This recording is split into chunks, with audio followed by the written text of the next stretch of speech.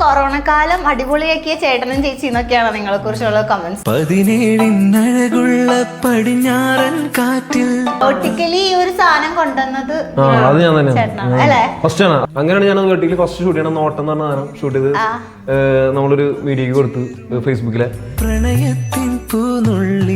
നിന്നോട് അറിയുന്നില്ല എന്നോടെന്ന് വെച്ചാലേ എന്റെ ഒരു നിനക്കെന്നെ ഇഷ്ടം എനിക്കറിയാം. എനിക്ക് നിന്നെ ഇഷ്ടമൊന്നുമല്ല. ഒന്ന് പോടി നോണ പറയാണ്ട്.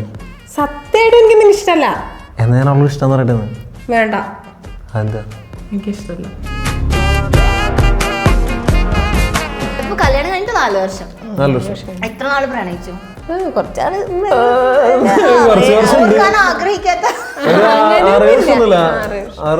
10-11 വർഷം ഒന്നിച്ചുണ്ട്. അതല്ലേ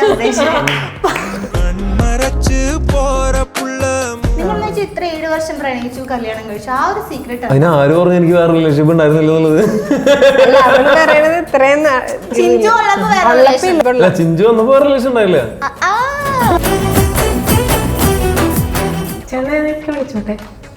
എന്തിനാണ്? അതെനിക്ക് മനസ്സിലായി, ഇത് പറഞ്ഞല്ലോ. പക്ഷെ എന്തിനാ വിളിക്കുന്നത്? അങ്ങനെ അമൃതയ്ക്ക് അതല്ല, ഫ്രണ്ടായിട്ട് കാണാൻ താല്പര്യം അല്ല, ഫ്രണ്ടായിട്ട് അല്ലാതെ എന്തെങ്കിലുമൊക്കെ താല്പര്യം ഉണ്ടെങ്കിൽ എല്ലാം എന്നെ വിളിക്കാൻ കുഴപ്പമില്ല.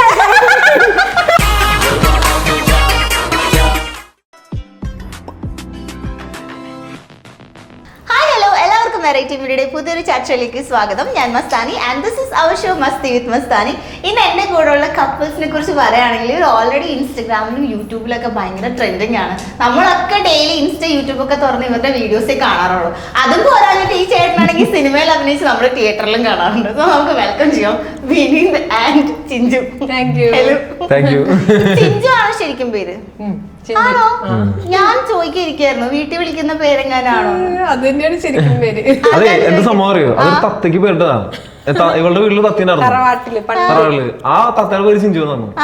ആ തത്ത മറന്നുപോയി എപ്പോഴും. ആ തത്തയുടെ ഓർമ്മയ്ക്ക് ഇട്ട പേരെ ചിഞ്ചു. ഞാൻ മാറിയില്ല. തത്തേനേക്കാൾ മോളെക്കാൾ സ്നേഹമല്ലേ? ഓക്കെ, നമ്മളിപ്പോ നേരത്തെ പറഞ്ഞ പോലെ തന്നെ ഞങ്ങൾ ആക്ച്വലി കുറെ നേരമായിട്ട് ഇവര് വളരെ നേരത്തെ കൊല്ലരുത്. ഭയങ്കര വൈറലായിട്ട് നിക്കാണ്. എന്തിട്ടാലും വൈറലാണ്, ട്രെൻഡാണ്, എയറിലാണ്. എങ്ങനെ പോകുന്ന ആ ലൈഫൊക്കെ, സോഷ്യൽ മീഡിയ സെലിബ്രിറ്റി ലൈഫൊക്കെ? എന്ത് അങ്ങനെ വിനയം വേണ്ട വീട്ടില്. രസമാണ്, അടിപൊളിയാണ് സംഭവം. എന്താ പറയാ, കൊള്ളാം. ഈ പറഞ്ഞ പോലെ പച്ചക്കറി മേടിക്കാൻ പോകാൻ പറ്റില്ല, അതാണ് ആൾക്കാരറിയാലോ.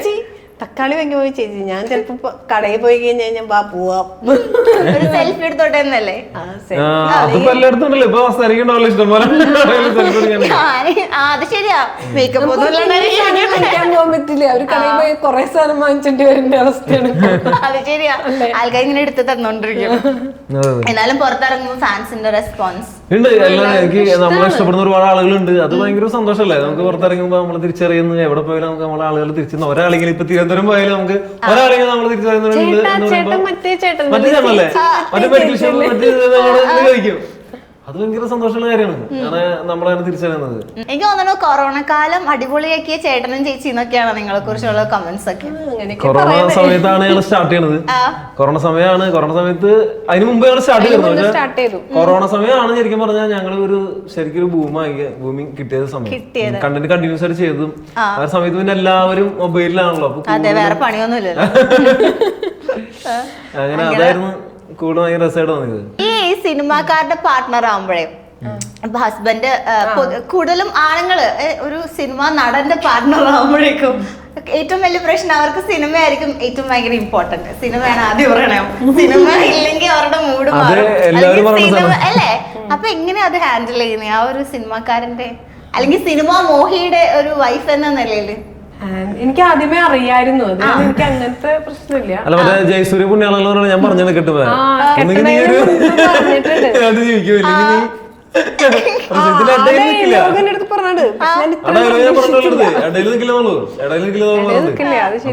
എനിക്ക് ഇങ്ങനത്തെ ഒരു പാഷൻ ഉണ്ടെന്ന് അവൾക്ക് നേരത്തെ അറിയാം. ഇവിടെ എന്റെ ജീവിതത്തിലേക്ക് വരുന്നതും അത് അറിഞ്ഞിട്ട് തന്നെയാണ് അവള് വരണത്. പിന്നെ ഗാലറിയിൽ ഇറങ്ങിയപ്പോ എന്താ തോന്നി?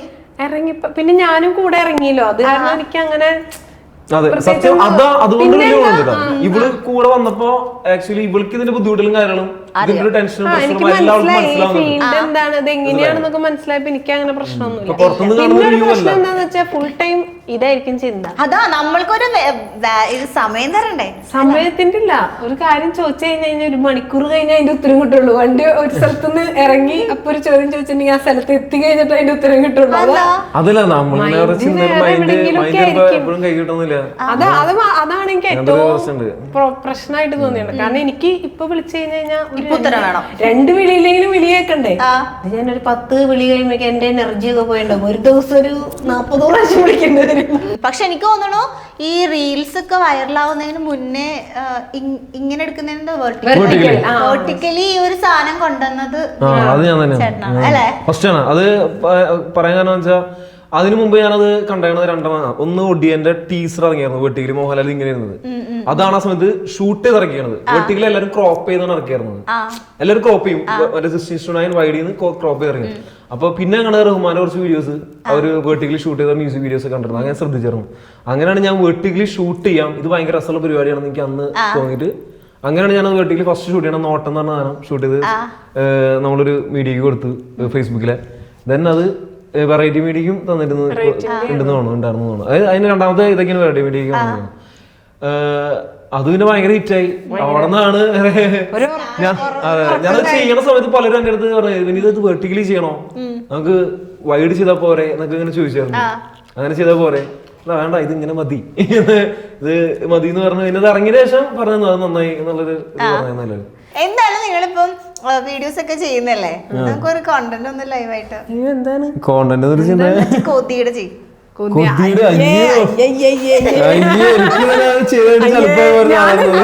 സത്യം പറയാൻ ഞങ്ങളുടെ വീഡിയോസ് കാണാറില്ല. ഞാൻ അപ്ലോഡ് ചെയ്ത് കാണാറില്ല, നോക്കാറില്ല, എനിക്ക് ഇഷ്ടമല്ല. കുഴപ്പമില്ല, കുഴപ്പമാണ്, വേണ്ട പോട്ടെ. പിന്നെ കമന്റ്സ് നോക്കും. കമന്റ്സ് ഇവള് കമന്റ്സ് ഇവൾക്ക് മോശം കമന്റ് ഉണ്ടെങ്കിൽ എന്റെ അടുത്ത് പറയും അത് ഡിലീറ്റ് ഇത് ഡിലീറ്റ്. അപ്പൊ പറയും അതൊക്കെ കടന്നോട്ടത്, ഇത് ഡിലീറ്റ് ചെയ്യാൻ പോകാൻ ഒരുപാട് കമന്റ് ഉണ്ട്. ഞാൻ ഒന്നും ഡിലീറ്റ് ചെയ്യാറില്ല, അവിടെ കിടക്കും. എന്നെ തന്തിക്ക് വിളിച്ചാൽ ഞാൻ ഡിലീറ്റ് ചെയ്യില്ല. കാരണം ഞാൻ പറയാനോ ഇത് എത്ര ആൾക്കാർ ഇത് പറയും, ഇത് നമുക്ക് വേറെ പണി ഉണ്ടാവില്ല. തുടക്കത്തിലൊക്കെ ഞാൻ അങ്ങനെ ഭയങ്കരമായിട്ട് നമുക്ക് കൊള്ളും. എന്നെ ശരി ചൊറിഞ്ഞു തിരിച്ചു കൊടുത്തിട്ട് തിരിച്ച് നമ്മൾ ചിന്തിച്ച. പിന്നെ നമുക്ക് മനസ്സിലായി ഇത് കൊടുക്കാൻ തന്നത് എന്ന് തന്നെയും പരിപാടി. വിഷയം മാറ്റണ്ട. ഞാനിങ്ങനെ കേട്ടോ. അല്ല കണ്ട് നമുക്കൊരു വെറൈറ്റിക്ക് മസ്താനി മുന്നെണ്ണം കൂടെ ചെയ്തു. നിങ്ങളെ കാണാനാണ് ആൾക്കാർക്ക് ഇഷ്ടം. ഞാന് ഏതാ കൊതിയാണോ അതല്ലാണ്ട് വേറെ ഇതിന്റെ മറ്റേ ഞങ്ങൾ ഒരുമിച്ച് ചെയ്യാതെ വേറെ ആളായിട്ട് ചെയ്ത് നിങ്ങൾക്ക് അറിയാം മറ്റേ ക്രൈസ്റ്റ് കോളേജിലെ ശാലൻ ടീച്ചർ തുടക്കത്തിലുള്ളത്. അല്ലെങ്കിൽ ഈ ലേറ്റസ്റ്റ് ആയിട്ട് ഇപ്പൊ ചെയ്തതാ നിനക്ക് നീ ആരെങ്കിലോടും എന്താ നിനക്ക് നിന്നോട് നിന്നോട് ആരെങ്കിലും അതിനോടെന്ന് വെച്ചാൽ എന്റെ പേര് പറഞ്ഞാൽ അറിയില്ലേ ഇനി നിന്നോട് അറിയില്ല എന്നോടെന്ന് വെച്ചാലേ എന്റെ പേര് പറഞ്ഞാൽ നിനക്കെന്നെ ഇഷ്ടം എനിക്കറിയാം. എനിക്ക് നിന്നെ ഇഷ്ടമൊന്നുമല്ല. ഒന്ന് പോടി നോണ പറയാണ്ട്. സത്യമായിട്ട് എനിക്ക് നിന്നെ ഇഷ്ടമല്ല. ആണോ? എന്നാ ഞാൻ അവളോട് ഇഷ്ടം പറയട്ടെ. എന്നാ ഞാൻ അവളോട് ഇഷ്ടം പറയട്ടെ. വേണ്ട. അതെന്താ? എനിക്കിഷ്ടമല്ല. അപ്പൊ നീ ആരെങ്കിലും അതിനുണ്ടെന്ന് വെച്ചാ ആരോ പറയും നിന്റെ പേര് ആണോ?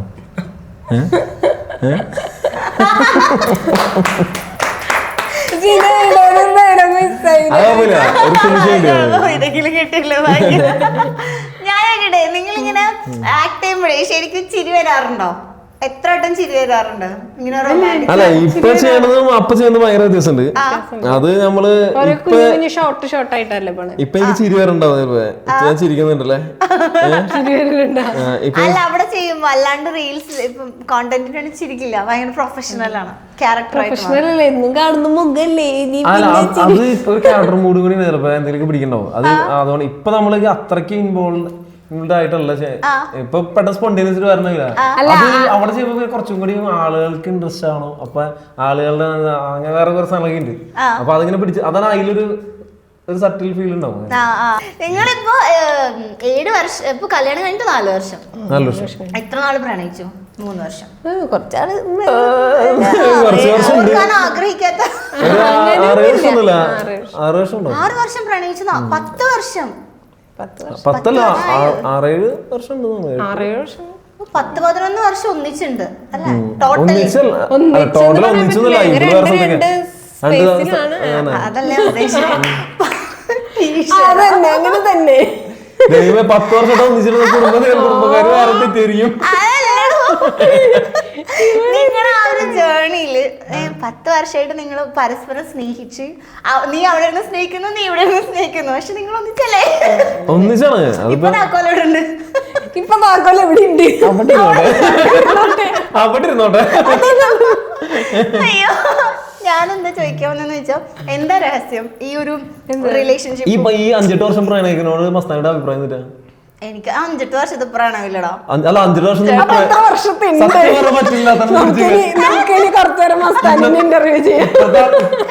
ഇതിപ്പോ ഇന്നത്തെ ജനറേഷൻ 5-8 വർഷം ഒരു ലൈനൊന്നും കൊണ്ടടക്കാൻ പറ്റില്ല. ദൈവമാർഗം 1 വർഷം.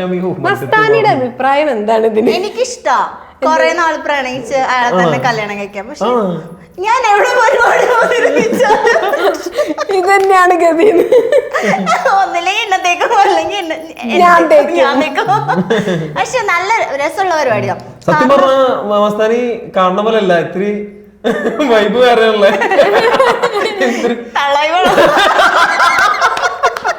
ഞാനായിട്ട് ഇങ്ങനെ പറയാൻ ഭയങ്കര ക്രിഞ്ചാണ്. ക്രിഞ്ച് അല്ല, പക്ഷെ എനിക്കത് ഇഷ്ടം.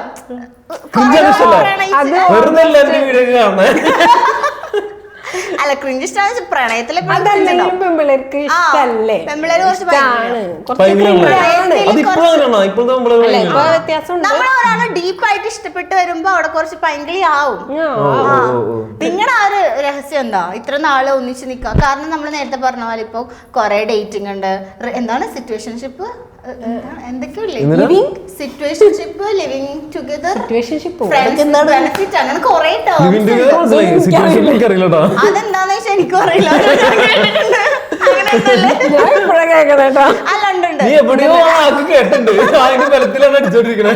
എവിടെങ്കിലൊക്കെ ഒന്ന് ഇടണല്ലോ. എനിക്കറിയില്ല. കൊറേ ടേംസ് ഉണ്ടല്ലോ. അപ്പൊ നിങ്ങൾ ഇത്രയും നാള് പ്രണയിച്ചു, കല്യാണം കഴിച്ചു, അപ്പൊ ആ ഒരു ഒരാളിൽ തന്നെ ഇങ്ങനെ കോൺസെൻട്രേറ്റ് ചെയ്ത് പോകുന്ന ആ ഒരു സീക്രട്ട് എന്താ? കൊടുക്ക, അഡ്വൈസ് കൊടുക്ക ഇന്നത്തെ ജെൻസി കിഡ്സിന്. സത്യം പറഞ്ഞ ആ ഒരു പരിപാടി ഭയങ്കര ബോർ പരിപാടി. തോന്നിയിട്ടുണ്ടോ? ബോർ മീൻസ് റെസ്പോൺസിബിലിറ്റി ഒരു ഇതാണ്. പക്ഷെ കല്യാണം കഴിക്കണം വേണ്ട പറഞ്ഞത് കല്യാണം കഴിക്കണം നിർബന്ധമൊന്നുമില്ല. റിലേഷൻഷിപ്പ് ആവാം, എത്ര വർഷം വേണമെങ്കിലും ആവാം എന്നുള്ളൊരു ഇതാണ്. കല്യാണം നമ്മുടെ ഈ കേരളത്തിൽ കല്യാണം കഴിച്ച് ജീവിക്കുമ്പോൾ ഉള്ള റെസ്പോൺസിബിലിറ്റി ഉണ്ടല്ലോ, അത് എപ്പോഴും അതുണ്ട്. അല്ല കല്യാണം കഴിച്ചാൽ അങ്ങനെ ജീവിക്കുന്ന താല്പര്യം അങ്ങനെ കഴിച്ചോട്ടെ.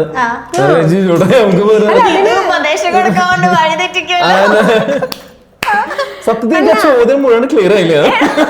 അതായത് നിങ്ങള് അത് വിട്ടുകളാണ്. അതെ, ഇന്ന് എങ്ങനെയാന്ന് വെച്ചാൽ ഇപ്പൊ ഒരാൾക്ക് കുറെ റിലേഷൻ ഉണ്ടാവും, അല്ലെങ്കിൽ കുറച്ച് നാള് പ്രണയിക്കും വിടും, കുറച്ച് നാള് പ്രണയിക്കും വിടും, അങ്ങനെയൊക്കെയല്ലേ? നിങ്ങളെന്ന് വെച്ചാൽ ഇത്ര 7 വർഷം പ്രണയിച്ചു, കല്യാണം കഴിച്ചു, ആ ഒരു സീക്രട്ട് അതിന് ആര് പറഞ്ഞു എനിക്ക് വേറെ റിലേഷൻഷിപ്പ് ഉണ്ടായിരുന്നില്ല എന്നുള്ളത്? ചിഞ്ചു ചിഞ്ചു വന്നപ്പോ വേറെ റിലേഷൻ ഉണ്ടായില്ല. അങ്ങനല്ല,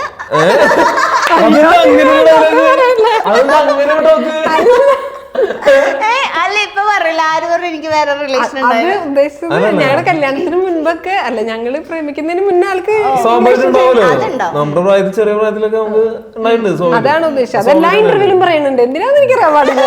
അത് എനിക്ക് മാത്രമല്ല ഈ കേരളത്തിലെ എല്ലാ ആളുകൾക്കും ഉണ്ടായിട്ടുണ്ടാവും. ഇല്ലാത്തൊരു വളരെ വിരലുണ്ടാവുള്ളൂ. പക്ഷെ ആള് ഉദ്ദേശിച്ചതല്ല, ഒരു റിലേഷൻഷിപ്പിൽ ഇത്രയും നാൾ കണ്ടിന്യൂ ചെയ്ത് പോകുന്നുണ്ടല്ലോ, അതാണ് ഉദ്ദേശിച്ചത്. അങ്ങനെ പ്ലാൻ ചെയ്തിട്ട് നമ്മള് അന്നൊരു 8 വർഷം കണ്ടിന്യൂ ചെയ്ത് പോയേക്കാം. ഇന്നോട്ട് നമുക്ക് സ്റ്റാർട്ട് ചെയ്യാം ചിഞ്ചു 1 2 3 അങ്ങനെ പറഞ്ഞതല്ലോ. അതങ്ങനെ നീണ്ട് അങ്ങനെ പോയി, കല്യാണം വരെ നീണ്ടുപോയി. അതുകൊണ്ട് അത്രയും വർഷങ്ങൾ ഒരുമിച്ച് പോയി. അതാണ് ഉണ്ടായത്. ആ സമയത്ത് ജോബ് കാര്യങ്ങളൊക്കെ പ്രശ്നം ഉണ്ടായിരുന്നു. അങ്ങനെ സ്വാഭാവികമായിട്ട് ഉണ്ടാവുന്ന ഒരു ലവ് അഫെയറിൽ ഉണ്ടാവുന്ന പ്രശ്നങ്ങൾ ഉണ്ടാവുന്നു. പിന്നെ അന്ന് ഈ പറഞ്ഞ പോലെ അന്ന് ഞാൻ കുറെ മണ്ടത്തരങ്ങൾ എന്തൊക്കെയാണ് പറയണേ? അവളെന്താണ് ചോദിച്ചത്? ആണ് ചോദ്യം കഴിഞ്ഞ കുറച്ച് വഴി ഉത്തരം അറിയാത്തതിനോട് ഞാനിങ്ങനെ മിണ്ടാണ്ടിരിക്കുന്നത്. ചോദ്യം മനസ്സിലായി, ഉത്തരം അറിയില്ല. ഇപ്പൊ തന്നെയാണ് ഫസ്റ്റ് ഇന്റർവ്യൂല് വെച്ചപ്പോ ഇന്റർവ്യൂർ ചോദിക്കണ ചോദ്യം വേറെ, ഇവൻ എന്ത് കഥയൊക്കെ പറയണ, ഇവൻ വേറെന്ത് കഥയൊക്കെ പറയണെന്ന് അങ്ങനെ കമന്റ് ഒന്നുണ്ടായാ? പിന്നെ ഈ ചിഞ്ചുനെ തന്നെ ലൈഫ് പാർട്ട്ണർ ആക്കാന്ന് തോന്നിയത് അല്ല, രണ്ടും ഒരേ വൈബിൽ അങ്ങോട്ട് പോയി. അപ്പൊ അങ്ങനെ ഒരേ വൈബാണ് ഏകദേശം. അത് കാരണം കൊണ്ട് അങ്ങനെ. എന്നാലും കല്യാണം കഴിക്കാൻ ഭാര്യയാക്കാനൊക്കെ തോന്നി ആ ഒരു ക്വാളിറ്റി, ഒരു 3 ക്വാളിറ്റി. അല്ലല്ല അങ്ങനെയൊന്നുമില്ല. അല്ലല്ല, എനിക്ക് ഇപ്പൊ ഒരാളെ സിൻസിയർ ആയിട്ട് പ്രേമിച്ചു കഴിഞ്ഞാൽ എനിക്ക് ആളെ കെട്ടണം എന്നുള്ളൊരു മൈൻഡുള്ള ഒരാളാണ്.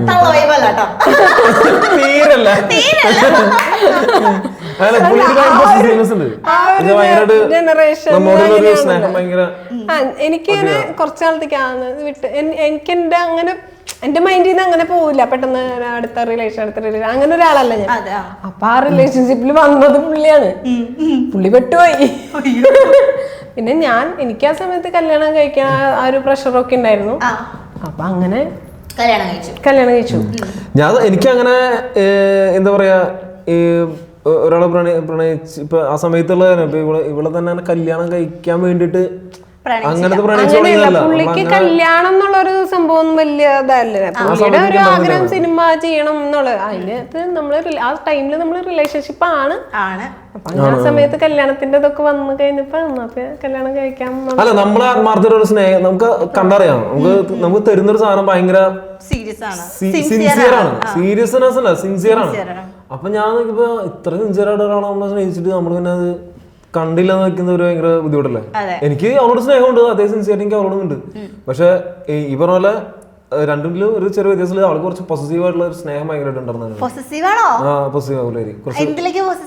അത് ചോദിച്ചു നോക്കാം, അതറിയില്ല. അതെല്ലാ ഇന്റർവ്യൂലും ചോദിക്കുന്നുണ്ട്.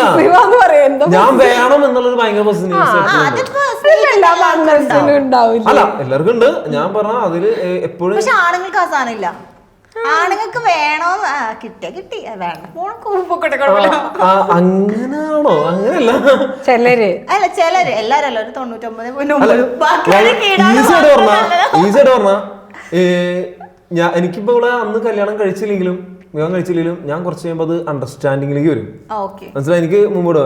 പക്ഷെ ഇവൾക്ക് ആ സമയത്ത് ചിലപ്പോ അത് അത്ര പ്രാക്ടിക്കൽ ആയിരുന്നില്ല. അത് ട്രോമയായി പോകും. അങ്ങനെ ഒരു ട്രോമ കൊടുത്തിട്ട് എനിക്ക് പോകാൻ താല്പര്യം ഉണ്ടായില്ല. മനസ്സിലായോ? അതാണ് ആക്ച്വലി ഞാനത് അങ്ങനെ ഒരു ലൈനിൽ പോയത്. നമ്മളിപ്പോ ഒരു റൊമാൻറ്റിക് സാധനല്ലേ ചെയ്തേ, പിന്നെ ഒരു കലിപ്പിന്റെ എന്തെങ്കിലും? കലിപ്പിന്റെ കാന്താരിയാണോ? കൊറേ ചെയ്തിട്ടില്ലേ? കാരണം നിങ്ങളെ കണ്ടന്റ് ചെയ്യുന്ന ആൾക്കാരെ കൊണ്ടിരുത്തിയിട്ട് കണ്ടന്റ് ഒന്നും ചെയ്യിച്ചില്ലെങ്കിൽ കമന്റ് വരും. എന്നാ നമുക്ക് വേറൊരു കപ്പിൾ സാധനം ചെയ്യാം. ഫോട്ടോ എടുക്കണേ. അതെങ്ങനെ ചെയ്യും? ഡയലോഗ്സ് കുറവല്ലേ? അല്ല, നമുക്ക് വേറെ നിങ്ങൾ കംഫർട്ടബിൾ ആയിട്ടുള്ള ചെയ്തോ, കുഴപ്പമില്ല. ചിഞ്ചുനോട് 16 പ്രാവശ്യം ഞാൻ പറഞ്ഞിട്ടുണ്ട് ഞാൻ പുറത്തേക്ക് ഇറങ്ങുമ്പോൾ ഇതുപോലെ വിളിച്ചോണ്ടിരിക്കുന്നത്. ഞാൻ എത്ര പ്രാവശ്യമായി വിളിക്കണേ?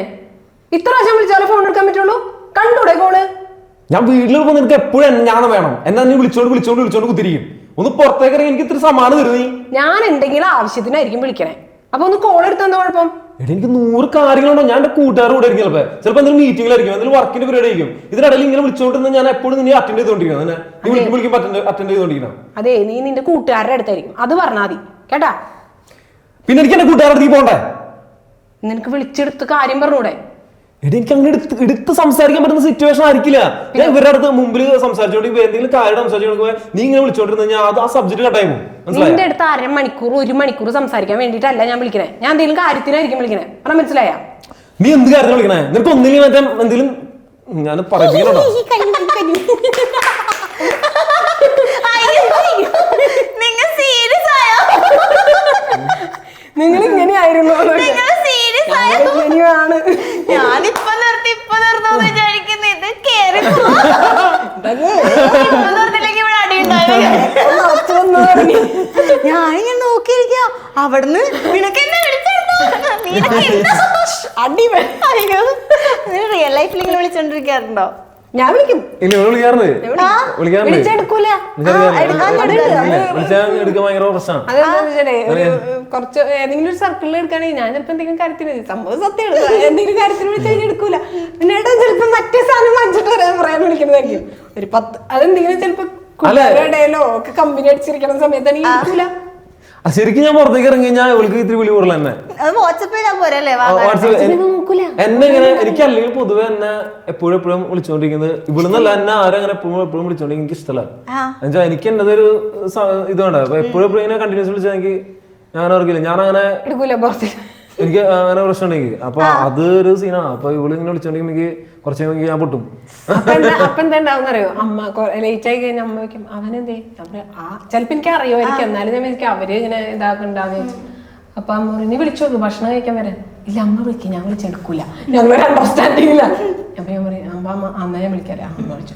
അപ്പൊ അമ്മ ഇപ്പൊ വിളിക്കാറില്ല. അമ്മ വിചാരിച്ച ഓള് വന്നൂല ഇനിയിപ്പോ ഇവള് നോക്കിക്കോളൂന്ന് വെച്ചാൽ അമ്മ വിളിക്കാറില്ല. അപ്പൊ അമ്മ ഇപ്പൊ ഇടയ്ക്ക് വിളിക്കുള്ളൂ. അപ്പൊ ഞാൻ അമ്മനെ കൊണ്ട് വിളിപ്പിക്കും. അപ്പൊ വിനു എവിടെയാണ് മോനെ എവിടെയാണ് എന്നൊക്കെ ചോദിച്ചു വിളിക്കും. അപ്പൊ കാര്യം മനസ്സിലായി. അപ്പൊ ഞാൻ വിളിക്കും അമ്മ എന്തായി. അങ്ങനെ ഞങ്ങളൊരു അണ്ടർസ്റ്റാൻഡിങ്ങിലാണ്. ഇപ്പൊ മനസ്സിലായില്ലേ? ഇനി അമ്മ വിളിച്ചാലും ഫോൺ എടുക്കൂല.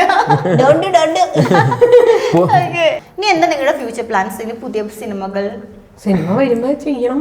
എങ്ങനെയാ സിനിമ ഓഡിഷൻസ് ഒക്കെ കൊടുക്കാറുണ്ടോ? ഞാൻ കൊടുക്കാറുണ്ട്. എനിക്ക് നല്ല ഓഡിഷൻസ് ഒക്കെ ഞാൻ നോക്കി കൊടുക്കാറുണ്ട്. പിന്നെ വിളിക്കുന്നത് പോയി അറ്റൻഡ് ചെയ്യാറുണ്ട്. അതിന് മുന്നേ ഒരു കണ്ടന്റ് ചെയ്തിട്ട് നമുക്ക് പോവാം. ഒരെണ്ണം കൂടെ ചെയ്യും. ചിഞ്ചു വിളിക്കട്ടെ. ആരാധിക. വീണ്ടും ഫോണിലേക്ക് പോണോ? വിളിക്കല്ലേ? ശരിയാ. അല്ലെങ്കിൽ നേരിട്ട് വന്നാ ഒരു അത് വർക്കാവില്ല.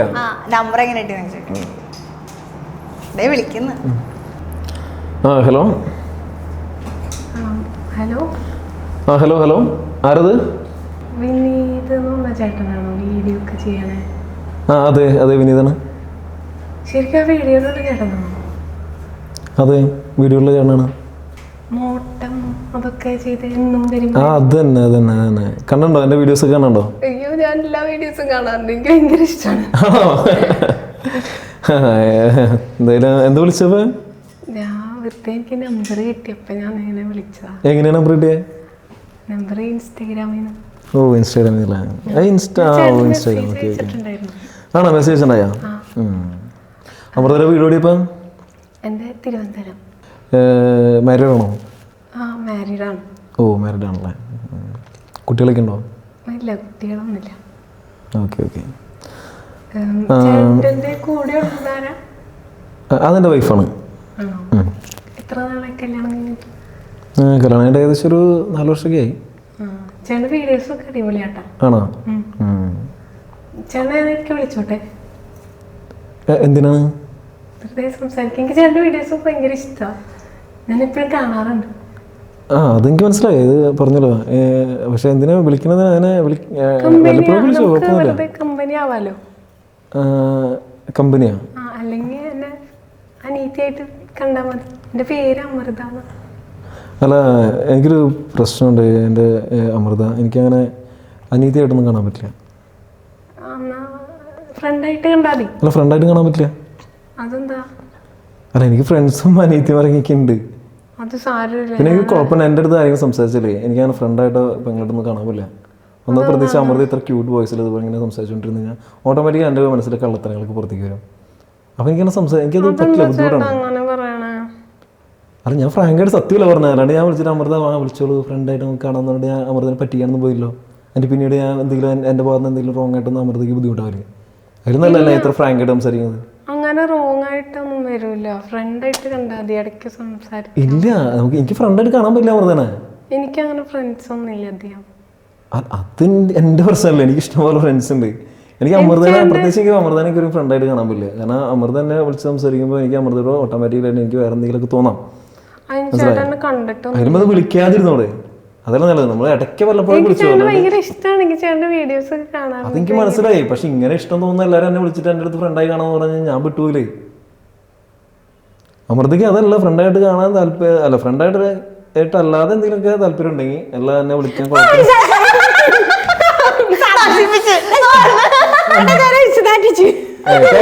പക്ഷെ രസം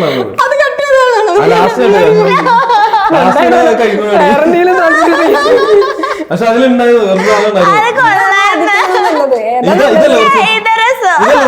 കുറച്ചുകൂടെ ഒരു ഇതുണ്ട്. കറക്റ്റ് കൗണ്ടറിൽ